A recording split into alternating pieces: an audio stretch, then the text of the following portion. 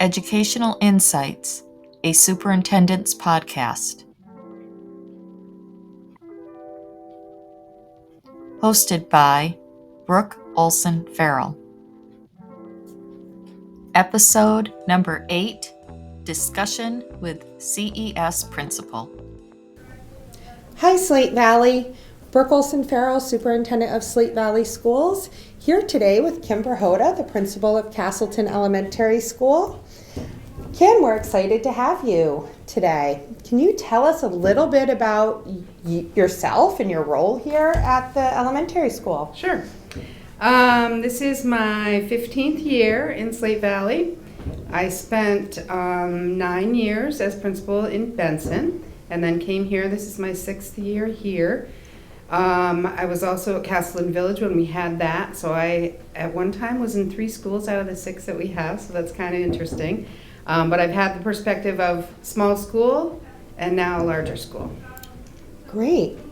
So what are your key values? What guides you as a leader? I think the most important thing for sure is kids first. Always talking about what does the student need? How can we manage whatever it is that comes up?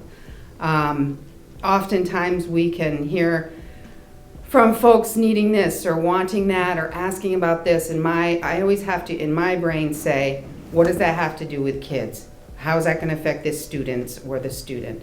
The other thing that I think is really core to me is always following through, always responding. Like if I ever get a question, I always want to follow through. I'm not a sweep it under the carpet kind of girl, and I'm also really pay a lot of attention to policies and procedures. If I don't know the answer, I'm going to find out the answer. I'm not going to be like, oh, I should know, or I have to come up with something. Just always following through when people ask for something, like a parent. I think that's really important, and being honest with them. I think those are the things that I think about. Wonderful.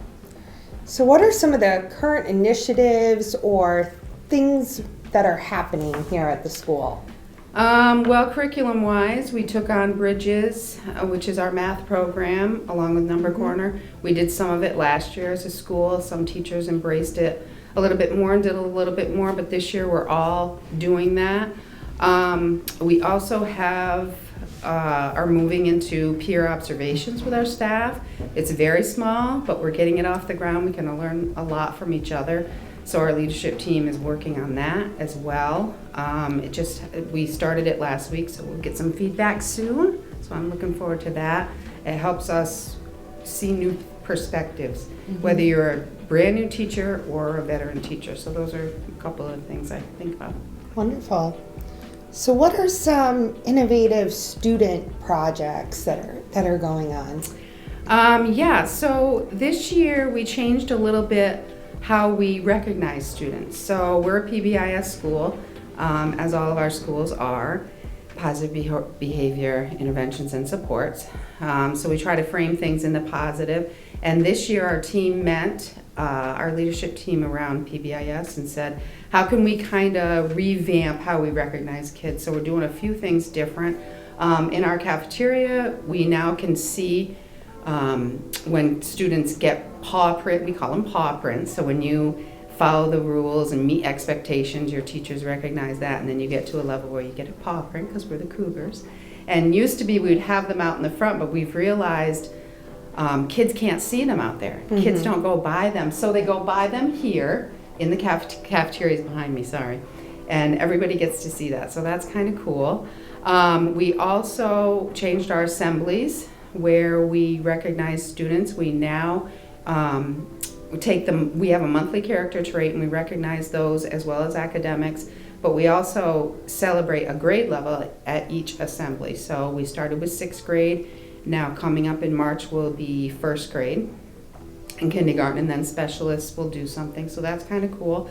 And then we have what's called a positive office referral, and that's when a kid does something so amazing and somebody notices, and so they write that up. And we used to recognize that at assemblies, but there was a problem, the best kind of problem you want to have, because they come directly to me. I was getting so many, I couldn't do them in the assembly, there wasn't time. So now, without telling anyone, probably a month ago, I just started doing them during morning announcements. And I didn't tell anybody because I wanted to see what folks thought. And the feedback's been really positive, and the kids get to hear their name, and they know the whole building is hearing their name, and then they come down, and I do a little noisemaker and it's a little celebration, and then I send it home to their families. So those are some of the ways we've changed how we recognize kids. Yeah, that's really great to hear. So how does the school engage with the community and parents? Yeah, so all those things I just mentioned certainly have been an engagement with families. I've noticed that our open house this year was up about 10%. I don't know why. Who knows why? We are having it just before school starts, so this is the second year we've done that, so maybe that's catching on. We have all school field trips this year.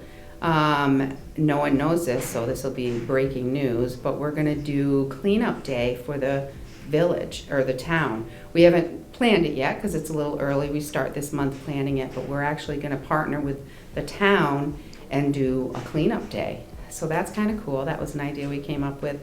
Our 6th grade partners with Senior Center Young at Heart, and they've made them picnic tables. They've done a food drive. They've read with them. There's just a nice connection there. And I'd be remiss not to mention Castleton University.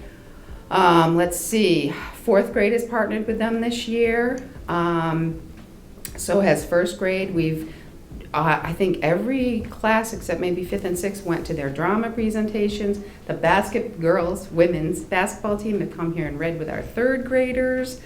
And also this year we added a couple other community businesses, Pond Hill Ranch and Hubbard and Forge. We haven't partnered with them in the past, and we did that this year, which is really cool because Pond Hill Ranch has quite a few students here. And so that was really kind of neat for them to be able to show what they do that's such a part of them. So that's pretty cool. So those are some things. Great. So, what are you doing to address academic excellence and student achievement? Well, we have revamped our EST process, MTSS. As we know, the state And what do those stand for? Oh, right. Multi-tiered systems of supports. Thank you. Yeah. That's one of my pet peeves I always Yes. say to people. So we've been directed by the state to really look at those.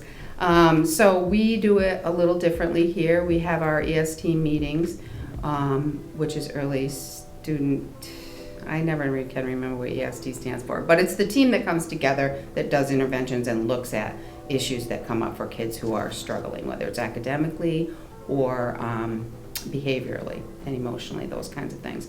So we do those right during the day. We try to intervene early. And so the whole district actually has revamped that process, how we get from where we notice kids are struggling all the way through the process, whether that means they need interventions at this level, how intense, those kinds of things. I've been here 6 years and I've seen quite a few kids come off plans. So that's exciting. We're adding a lot more. I know we get to it a little bit later, but we have added a lot more interventions for behavior and dysregulation, and I think fewer academically.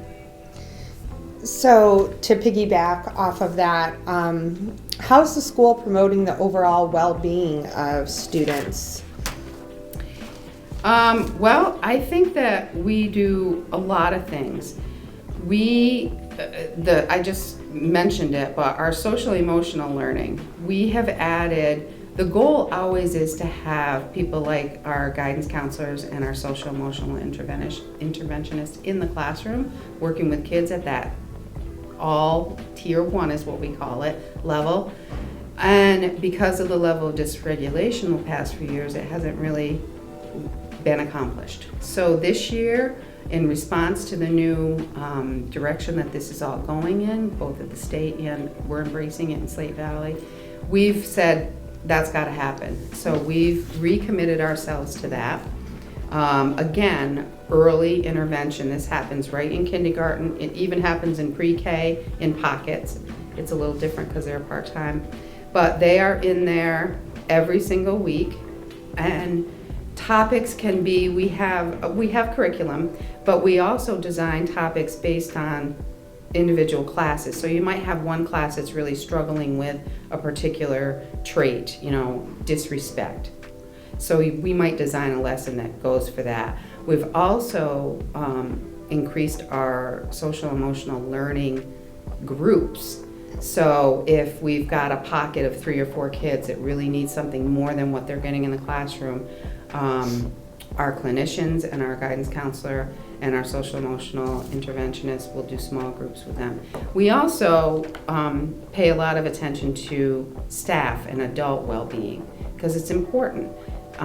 We have to be able to support kids, and if we're not feeling well ourselves, that's hard. So we have data that we did as a district called People Bench. It was that's just the name of the company that collected this data, and then we looked at it. And while we're higher in some areas, we also have areas we need to address. So we look a lot about that. We're doing a paint and sip hot chocolate coming up next month. We've done wellness time with our staff. Things like yoga comes, that's a district one. So it's not always just about the kids, but when we take care of our staff, we're also taking care of our kids. Wonderful to hear. So, are there challenges that you're currently facing? Yeah, I would say, and again, I did reference it, but the dysregulation, we're seeing behaviors more often and younger. Kids that just are coming in not having maybe experiences that in the past we've had or we've seen students have. And so this is their first time. Maybe they didn't even go to pre-K, so maybe this is the first time they're coming in kindergarten and they haven't even had a school experience, and we're asking them to engage for 6.5 hours a day. And that's tough when maybe they are not able to do that and haven't had those experiences. So those would be our biggest challenges for sure at this time. So when you look to next year, what are some things that you're really excited about? We're increasing academic time in our 4th, 5th, and 6th grade because we've struggled, as many schools struggle, with things like band and chorus. They're wonderful things, and the data on kids who engage in those things and how they perform academically is there. It's such a positive thing. All extracurriculars are. But unfortunately, we have such a following in those that we were losing academic time because almost the whole class would go and you'd have 3 or 4 kids, and what could you do academically? So we've moved our schedule next year. That's very exciting. I think that my colleagues in the other elementary schools would agree with that's exciting. So we're going to increase that time. The behavior interventions coming earlier, we have, in looking at all of our interventions, one of the things that we looked at were those really high escalated behaviors. We've been able to say, okay, maybe we can't follow regular process and procedures, and maybe they can, I call it skip the line, get what they need. So we're talking about that. Those are some things that I think about for next year. And in addition to continuing the community engagement, I mean, last year it was our first goal as a district to really amp that up, and we did great here. But this year, I'm shocked at the level of how we're engaging with the community. So I think next year, it's gonna still go up. I mean, I think people are starting to be like, wow, I can, I had a grandparent say to me at the concert the other night, you're doing Dr. Seuss week, I wanna come in and read a Dr. Seuss book. And I don't know that we saw that for a while. Right. And I think we're getting that back. So always community engagement makes me excited. And anytime a teacher comes down and says, I'm thinking about doing this or having this person in, I'm like, yes, do it. So that's the other thing. That's great to hear. So is there anything else listeners should know about CES? I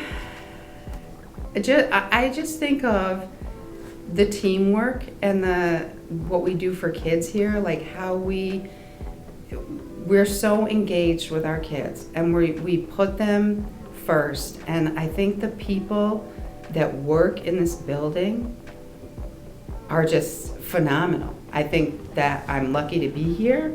I think that I never have conversations where I leave and say, we're not worried about that kid, or we're not putting that kid first, or we're not doing what we need to do for that kid. And I think it's just a great environment to be in. And yeah, I'm glad to be here. Okay. Well, thank you, Mrs. Prehoda, for joining me today. Very insightful. And until next time, Slate Valley. Slate Valley Unified Union School District, April 2024.